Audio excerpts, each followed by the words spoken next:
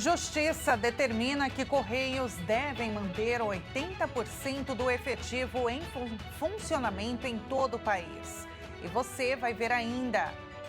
Em meio à onda de calor e estiagem, governo de São Paulo pede redução imediata do consumo de água. E ainda, o calor intenso segue dominando o país nesta sexta-feira. Essas e outras notícias você confere agora no Redação Hit. Olá, muito bom dia. Agora 11 horas e 30 minutos pelo horário de Brasília. Uma ótima sexta-feira pós-Natal para você que decidiu ficar bem informado na primeira edição do Redação Hit. Vamos agora aos destaques desta manhã, dia 26 de dezembro. O cirurgião Cláudio Birolini disse que o procedimento de Jair Bolsonaro transcorreu sem nenhuma intercorrência. O ex-presidente foi operado para corrigir uma hérnia inguinal nesta quinta-feira.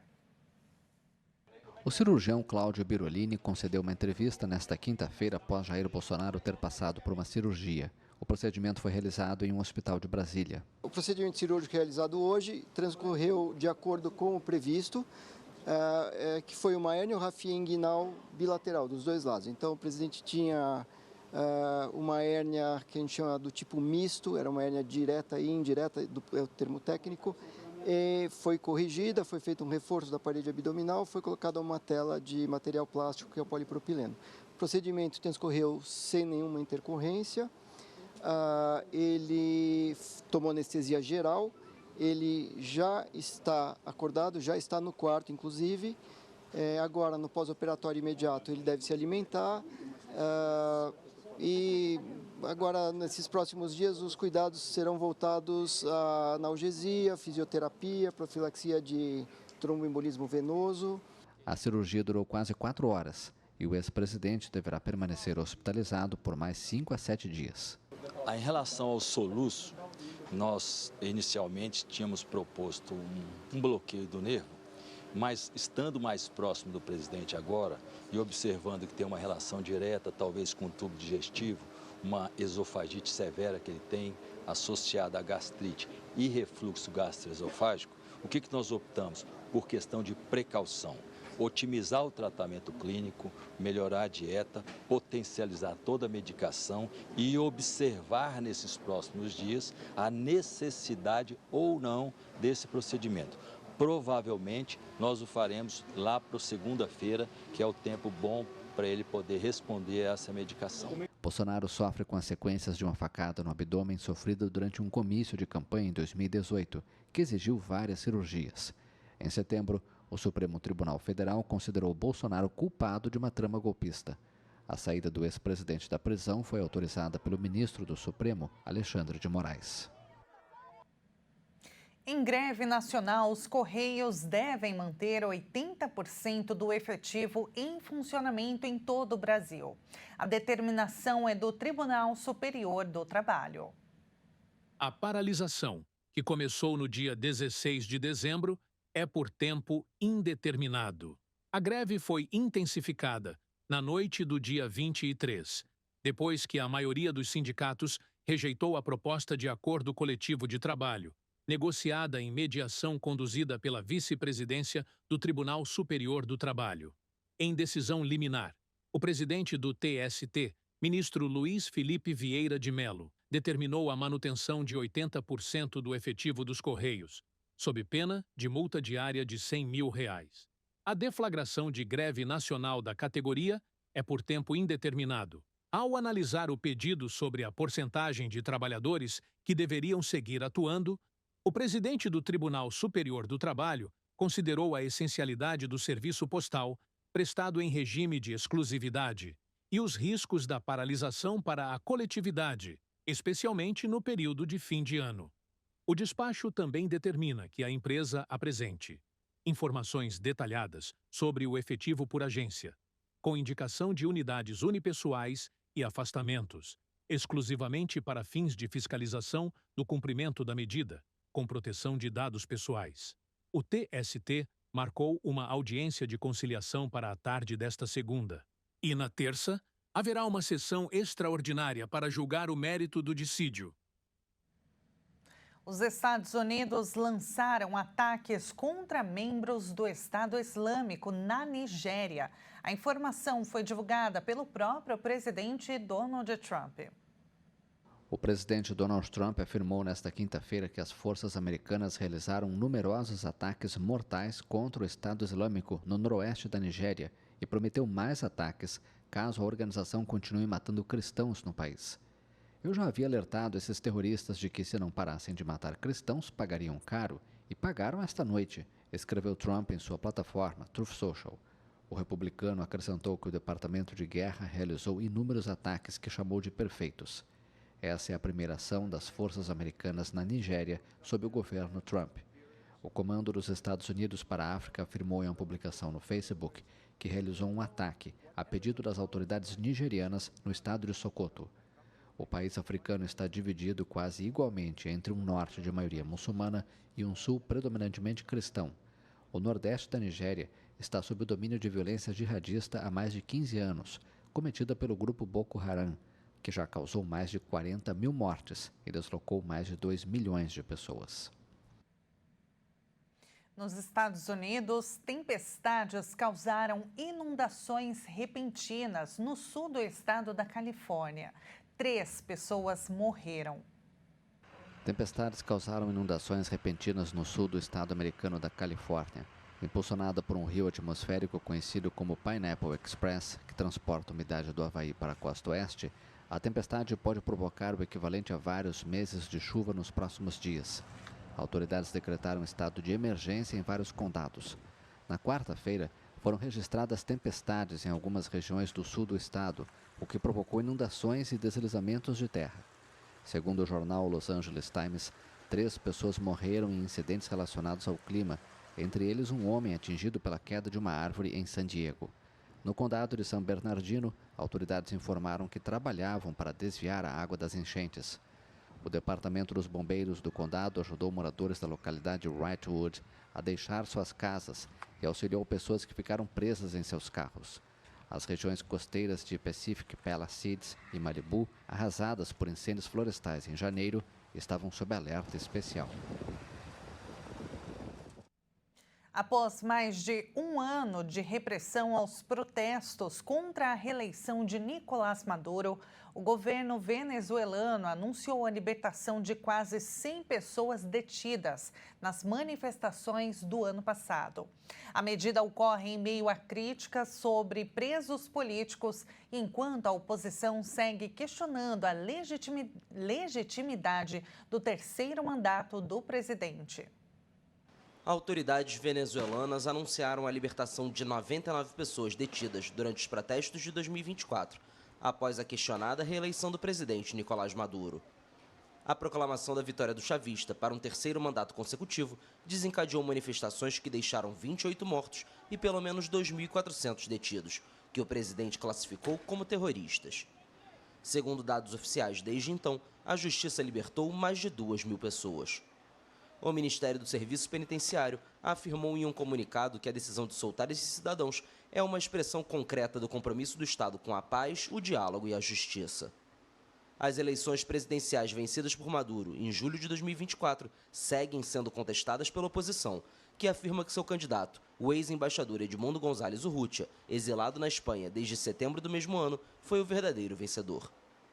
De acordo com a contagem mais recente da ONG Foro Penal, há pelo menos 902 presos políticos na Venezuela. E veja a seguir, governo de São Paulo pede redução imediata do consumo de água por causa do calor e da estiagem. E agora na sua tela, vamos ver a cidade de Maringá, no Paraná. Vamos dar uma olhadinha no tempo, olha só, 31 graus, calorão. O Redação Hit volta já já.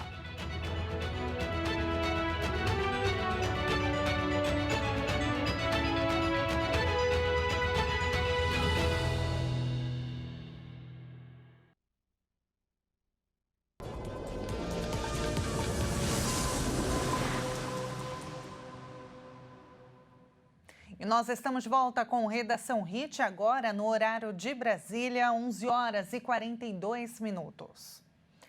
O presidente Lula determinou a abertura de um processo interno na Controladoria Geral da União para responsabilizar e expulsar o servidor público federal que agrediu uma mulher e uma criança no Distrito Federal.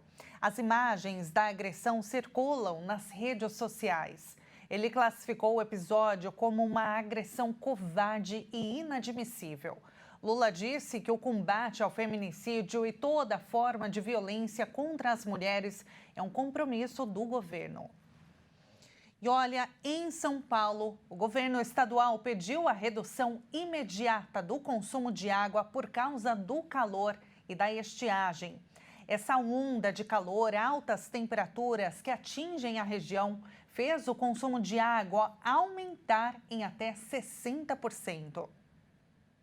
O aumento do consumo de água em um momento de queda dos índices de chuvas acaba causando uma estiagem prolongada e afetando a capacidade das represas que abastecem a região metropolitana. Os mananciais enfrentam queda no volume. Um exemplo disso é o sistema Cantareira, que está em um nível crítico, próximo ou abaixo de 20% da capacidade. As chuvas continuam abaixo da média na região.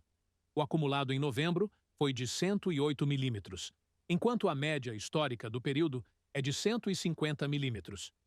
Com essa baixa no reservatório, o uso consciente de água deve fazer parte da rotina das famílias, principalmente neste período de escassez severa. Como medida preventiva, a Sabesp vem reforçando o abastecimento com o apoio de caminhões-pipa em regiões específicas. E desde agosto, o Poder Estadual, em parceria com a Agência Reguladora de Serviços Públicos do Estado de São Paulo, determinou a redução da pressão noturna da água na região metropolitana de São Paulo para preservar os mananciais. O predomínio de sol, com temperaturas bastante elevadas, pressiona ainda mais os mananciais. Segundo o INMET, neste dia de Natal, por exemplo, a cidade de São Paulo registrou a maior temperatura do ano para a capital, com 35,9 graus. Até então, a maior marca de 2025 havia sido de 35,1, no dia 6 de outubro. E de acordo com a medição do Centro de Gerenciamento de Emergências Climáticas da Prefeitura, a média das temperaturas registradas em todas as estações foi de 35,6 graus, a maior para o mês de dezembro desde 2004, quando começou a ser analisada. Com isso, é indicado evitar os desperdícios, com o uso de água para fins não essenciais, como encher piscinas ou lavar calçadas e carros, e priorizar o uso da água para alimentação e higiene pessoal. E esse calor, né? Não tem como não falar dele. A gente viu agora há pouco a reportagem sobre estiagem em São Paulo. Essas temperaturas altíssimas, aliás, continuam sendo o principal destaque do tempo hoje, sexta-feira, em grande parte do Brasil. O tempo seco predomina em algumas áreas e eleva a sensação de abafamento o dia todo, especialmente nas regiões do centro-sul do país. Depois de uma quinta-feira marcada por temperaturas extremas, nesta sexta, o bloqueio atmosférico continua mantendo o ar abafado e dificultando a formação de chuva em parte do centro-sul. O padrão atmosférico, que vem atuando nos últimos dias, segue favorecendo a permanência do ar quente, o que mantém o tempo seco e sensação de abafamento. Os termômetros devem continuar elevados em todo o estado de São Paulo, Triângulo Mineiro, sul de Minas Gerais, Goiás, leste de Mato Grosso do Sul, Paraná e norte de Santa Catarina. Essas regiões seguem com as temperaturas acima da média para dezembro, o que configura uma onda de calor, ou seja, quando a temperatura fica pelo menos 5 graus acima da média por um período de 5 dias ou mais. Em São Paulo, as máximas devem ficar novamente em 35 graus, com sol forte durante boa parte do dia e aumento de nuvens no período da tarde. A chuva pode até aparecer, mas de forma irregular e localizada, sem efeito significativo na redução do calor. O Instituto Nacional de Meteorologia emitiu um alerta laranja, com perigo válido até a noite desta sexta-feira, que abrange 8 estados. A partir do fim de semana, a instabilidade começa a avançar e eleva o risco de pancadas intensas, rajadas de vento e trovoadas. No sul do país, O calor tende a perder um pouco de força, mas ainda deve aparecer de forma significativa, intercalado com pancadas de chuva.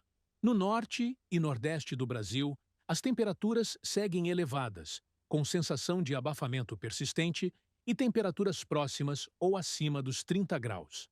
No fim de semana, a previsão do tempo indica uma mudança gradual no padrão atmosférico em parte do país, com aumento de áreas de instabilidade e maior risco de pancadas fortes em várias regiões, com trovoadas e rajadas de vento. E esse calor intenso aumenta a procura por praias, piscinas e atividades ao ar livre. Só que as altas temperaturas reforçam o alerta para os cuidados com a exposição ao sol, já que os casos de insolação aumentam nessa época do ano, além de queimaduras na pele. A médica dermatologista Paula Cian explica o que fazer após muita exposição aos raios solares. Primeira coisa, não economize no seu protetor solar. Não estou dizendo para você comprar uma marca cara, mas eu estou dizendo para você comprar um produto que tenha quantidade boa, que tenha fator alto e na hora de aplicar você não economize. Então vamos lá, exemplo. Para passar no rosto, são 3 dedos cheios de protetor solar. Ah, vai ficar melecado, mas depois ele vai absorver. A quantidade de protetor solar é o que protege. Se você passa uma camada muito fininha, não adianta. Praticamente você vai estar descoberto. 1 colher de sopa cheia para cada braço, 2 colheres para cada perna e 1 colher na parte da frente do tronco e 1 colher na parte de trás. Aí você vai estar mais seguro. Só que tem que lembrar o seguinte, protetor solar não dura mais do que 3 horas. Então, ou deu o tempo e você reaplica, ou saiu da água, suou muito, tomou uma ducha, tem que reaplicar, tá certo? Nada protege mais do que uma camiseta e uma bela sombra. Então, camiseta UV é importante também. Ah, mas eu não gosto de ficar melado. Tem a opção de protetor solar em spray, tem a opção de protetor solar em bastão, gente. Hoje em dia tem protetor solar em bastão, ó, e tem alguns que tem até maquiagem. Então, para mulher que tem melasma, você passa no rosto, você fica até maquiadinha. E isso ajuda a ter um efeito de refletir esse sol. Não vai dar para passar bastão no corpo inteiro, às vezes dá um pouco mais de trabalho. Então o que você faz? Você investe na camiseta UV, alguma coisa que seja mais fechadinha e gola fechada e manga comprida, e aí você passa o bastão só onde você está descoberto. Olha que beleza. Economiza no protetor, fica protegido e garante que você não vai ter que ficar reaplicando no corpo todo só nessas áreas que estão expostas, tá? Agora, deu tudo errado. Esqueci de passar protetor solar, eu me empolguei, fiquei muito tempo no sol, eu dormi. O que eu faço? Bom, primeira coisa, muita água. Não, nada de bebida alcoólica, nada de suco de caixinha, você vai tomar água, no máximo suco de fruta natural. Por quê? Porque você desidratou. Segunda coisa, foi tanto sol que a pele inflamou. E aí o que você vai fazer? Você vai passar pasta d'água, né? Vai passar pasta de dente? Não, não vai. Sabe por quê? Porque isso vai queimar mais a tua pele. Então o que você vai fazer? Você vai passar um velho e bom hidratante. E aí você vai passar o hidratante, de preferência um hidratante mais fluido, uma coisa que espalhe fácil. Porque se for uma coisa muito cremosa, pode ser que não absorva tão fácil e vai arder na hora de fazer força. E aí, banho mais frio, nada de banho quente para não queimar mais, nada de sabonete nessas regiões e nada de voltar para o sol. Porque se você está queimado, você tem que manter a proteção. Ficam as dicas, aproveitem, porque agora quem vai sou eu. Tchau! E nesse ritmo de verão, mais de 40 milhões e meio de veículos devem deixar a capital paulista neste final de ano para aproveitar o recesso e o ano novo. A metade destes veículos, destes carros, deve passar pelas estradas até esta segunda-feira. Por isso, quem decidiu viajar de carro, pegar a estrada neste fim de ano deve estar atento à situação do trânsito nas estradas que cortam o estado de São Paulo. Nesta sexta-feira é esperado um aumento no movimento de veículos durante o dia inteiro. As primeiras e últimas horas do dia costumam ser os melhores momentos para evitar o trânsito intenso nas rodovias. Em algumas delas, as concessionárias alertam para evitar períodos de pico, quando o fluxo pode ser até 90% maior que o habitual. Muita atenção e paciência. E o ritmo de ano novo, nesse ritmo, aliás, 2026, olha só, vou te dar uma palhinha, viu? Será favorável para viagens no Brasil. Vamos entender melhor agora com a Camille Alves. O ano de 2026 está cada vez mais perto e o que os brasileiros mais esperam são os feriados prolongados. Isso porque a maioria deles cai nos dias da semana, com emendas na segunda e na sexta-feira. Para os trabalhadores, isso significa mais dias de descanso e lazer. No total, vão ser ao menos 9 feriados. O cronograma oficial de feriados nacionais ainda não foi publicado pelo governo federal. Mesmo assim, já é possível planejar as folgas do ano que vem. E nas contas, os pontos facultativos já certos são os feriados de Carnaval e Corpus Christi. E os números de dias úteis com chance de folga vai passar de 10 em 2026. E para quem não pretende viajar, os feriadões vão ser uma oportunidade perfeita para descansar, relaxar em casa, colocar as tarefas em dia e curtir com a família. Boa parte das pessoas já está planejando as folgas do ano que vem. A maioria pretende passar mais tempo com a família e descansar em casa. E vamos dar uma olhada no céu de São Paulo. Neste momento, termômetros marcando 33 graus. Olha só que céu bonito, mas atenção para essa temperatura alta, viu? Passe bastante protetor solar, se proteja e proteja também a sua família. Muito obrigada pela sua companhia. Nesta sexta-feira, a gente se vê ao longo da programação. Um ótimo final de semana.